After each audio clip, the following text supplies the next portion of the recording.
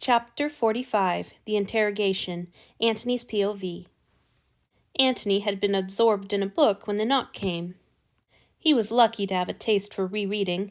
Those of his crew who were bored by revisiting books often found themselves frustrated by the storage limitations of the ship. As for him, this was probably his 20th time reading this history from Krem, and he was enjoying it as much as ever. The knock was hard and fast, startling Antony so much that he almost dropped the book. Instead, he set it down carefully and started for the door, wondering as he did how much time had passed. Shouldn't Hanyu be back by now? He ran the last few steps to the door. Julia was on the other side, looking a little pensive. Coming from her, it was practically a tidal wave of concern. "What happened to him?" Antony demanded. As soon as the words were out of his mouth, he wished he could call them back, but Julia didn't so much as blink. "He's not hurt," she said. "I didn't smell blood, but he's upset, and I don't know why. Thad has him in his room." That relaxed Antony the tiniest bit. He didn't need to worry that anything else would happen to the poor boy as long as he was with Thaddeus. Still, he found himself charging ahead of Julia, half running until he crashed through Thaddeus's door without knocking and stepping on Thaddeus himself, who was kneeling in front of a familiar figure. Hanyu sprawled awkwardly on the floor, his legs sticking out straight in front of him and taking up half of what little open space Thaddeus had in his doorway.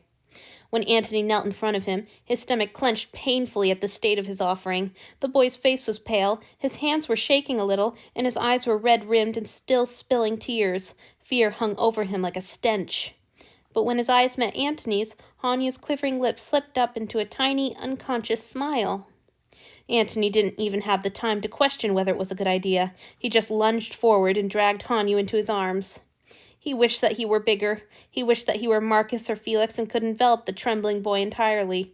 He wished his arms and shoulders were wide enough that he could enfold Hanyu like a blanket. As it was, being on his knees while Hanyu was sitting gave him just enough of a height advantage to cradle the boy's head on his shoulder. Hanyu's arms went around him and clutched hard. The door thudded shut, and Antony stiffened. He'd forgotten that there were others present. A quick glance showed that the sound had come from Julia closing the door behind herself. Aside from her, the only other ones present were Thaddeus and his attendant Dido. No one who was likely to judge Antony for the display of affection, or to gossip about it later. He relaxed again and allowed himself a moment to simply savor the feeling of holding Hanyu close and safe. The moment of peace ended when he became aware of just how hard the boy's heart was hammering against him. What the fuck happened?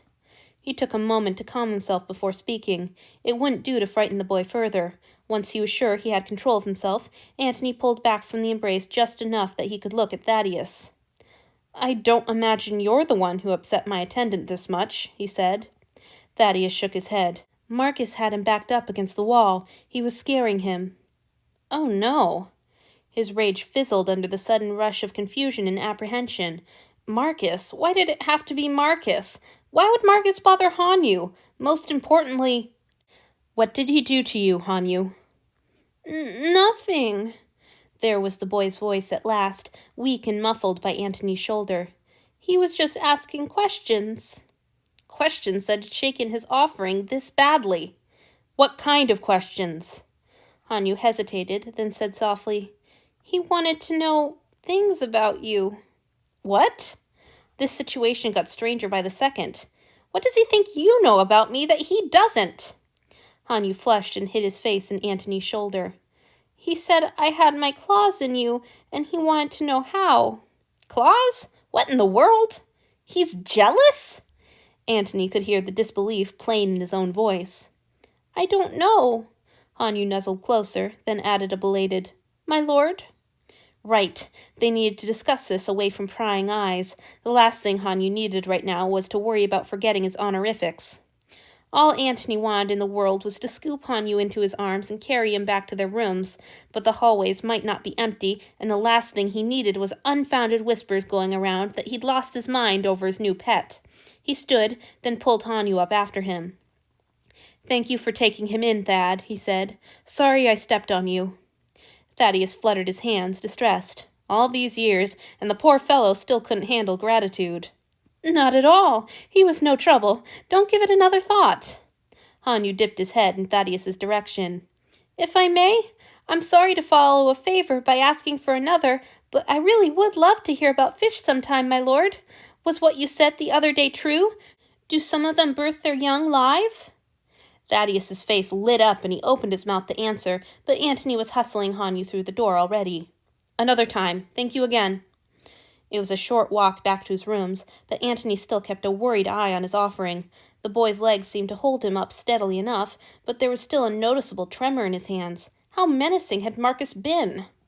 Once they were safely home, Antony gave in to his instincts and swept Hanyu off his feet. The boy made a sound that might have been surprise or protest, but before he had time to say anything, Hanyu had deposited him carefully on the sofa. He didn't hurt you? Antony asked, crouching down in front of him. No, Hanyu shook his head. Please, Antony, this feels improper. Antony blinked up in confusion. What? Me sitting, you down there, Hanyu faltered, gesturing. Oh, for goodness sake. Antony waved his hand impatiently and tried to keep his irritation from showing on his face. Don't change the subject, he ordered. What did Marcus do to you? Nothing, the boy moaned. He just wanted to ask me questions, but I was scared. I don't know how to explain it. He was standing too close and he just kept asking, and it scared me. Antony noticed that at the moment, he himself was leaning close to Hanyu and repeating his questions.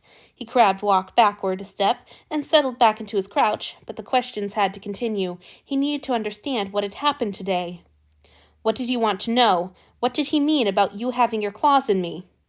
He wanted to know why you were being so nice to me. He said it wasn't my looks or my brains or anything, and that you were different with me than your other offerings. But how would I know that? I wasn't here. Damn it. Of course Marcus had picked up on Antony's strange softness with this boy. His lover wasn't stupid or blind, and he'd known Antony for a hell of a long time. But what was all this about? Jealousy? Simple curiosity? Why would Marcus approach Hanyu instead of him? Had he been planning it? He thought it might be because you felt bad for me on account of my crying so much, the boy continued. Is that true? Is that why you're so easy on me? On that point, Antony was clear. No, it isn't. Anyhow, I don't know that I'm all that easy on you. You are! Something about that thought made Hanyu start crying again. Antony was at a loss. What was he supposed to do about this? He brought water. Hanyu accepted it. He brought a handkerchief. Hanyu accepted that too. But the boy didn't stop crying. Usually, Antony could just let Hanyu cry himself out, but right now he had questions that needed answering. To be fair, Hanyu couldn't answer most of them. What Antony needed to know most urgently was whether Marcus had planned their meeting. He tried to construct the scenario in his mind. Had Marcus been waiting for the offerings to return from their exercises? But then Hanyu would have been walking with the others, and regardless, that would have been some time ago. Had Asao kept Hanyu late on his master's orders? But if so, where was the other boy when Thaddeus found them? And what were they all doing in the next hallway? Did Asao bring you to Marcus after you were done exercising? He asked. How did you end up all the way... He had to cut off his question when Hanyu gave a strangled sob and lunged forward as if he meant to throw himself off the couch. At the last moment, the boy stopped himself, which was fortunate since he would have smashed Antony where he crouched before him. I'm sorry, the boy cried. I'm so sorry. Please forgive me. Oh, now what? Hanyu went on, wailing. I didn't mean to disobey. I just wanted to find the kitchen so I could apologize to Edgy on my way back. On your way back, Antony repeated dumbly. The boy would have had to walk right past his door. How did that count as on the way back? Furthermore, why did you need to apologize to Edgy? He could feel another phantom headache looming. When was his body going to let go of this response? Not as long as Hanyu was around, he suspected. The boy blinked tearily up at him. For shouting about how you were planning to keep me. It probably hurt his feelings. There was so much to process in that statement. Had Hanyu's news hurt Edgy's feelings? Why on earth would it? Antony hadn't been as kind as he should have been to Edgy, he knew that, but surely that meant that he wouldn't have wanted to stay with Antony anyway. Besides, the other offering belonged to Felix now. As far as Antony could tell, that trade had worked out in Edgy's favor.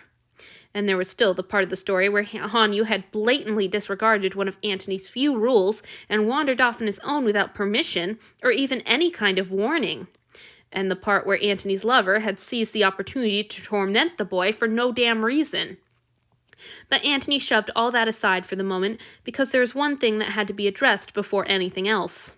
He sighed and dropped from his crouch to sit cross-legged on the floor. Clearly, this conversation wasn't going to be over anytime soon. "You switched," he said. "You said I was keeping you. I'm still keeping you, Hanyu." Another great flood of tears, and Hanyu lowered himself from the sofa, not to grovel, as he'd clearly been planning to do before, but to cram as much of himself as he could manage into Antony's lap. He ended up sprawled on the floor, arms locked around Antony's waist and head buried in Antony's torso. It wasn't awful, being clung to like that. It settled some of the whirling in Antony's mind. He didn't have the willpower to stop himself from stroking the tousled golden hair. "Thank you," Hanyu said, his voice muffled by Antony's shirt.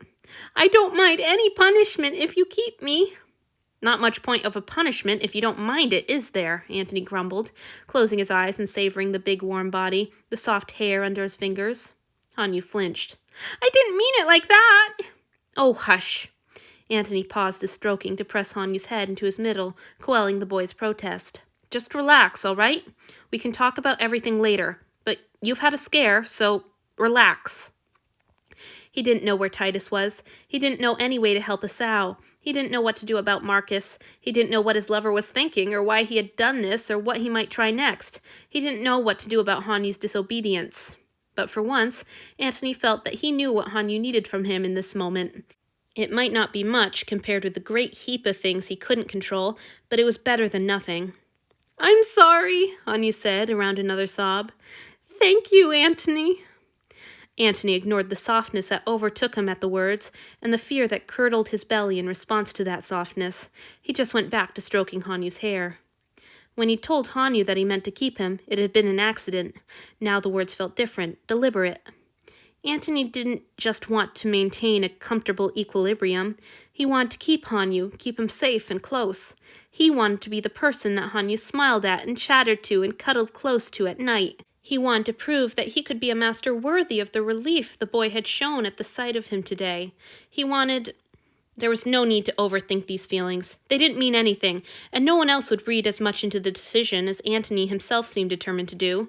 The temple would be surprised, and so would his crew, but that wasn't something he needed to worry about for several years yet.